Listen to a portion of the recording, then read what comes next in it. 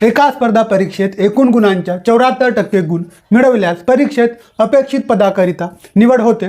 परीक्षेचे एकूण गुण 1400 असतील तर निवड होण्यासाठी किमान किती गुण मिळवणे आवश्यक आहे?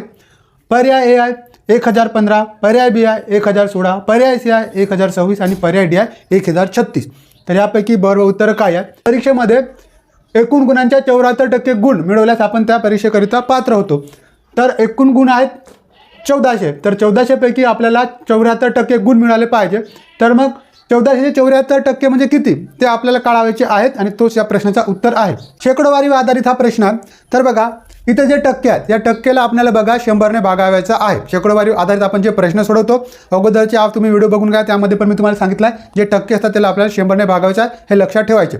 तर पात्र होण्यासाठी आपल्याला किती गुण लागत आहेत? तर एकूण गुणांचे 74% म्हणजे एकूण गुण किती आहेत? 1400. मग 1400 चे 74%. तर इथं चे आला, चे आहे म्हणजे आपल्याला यांचा गुणाकार करायचा आहे आणि टक्के आहे तर टक्केला आपल्याला 100ने भागावायचा आहे.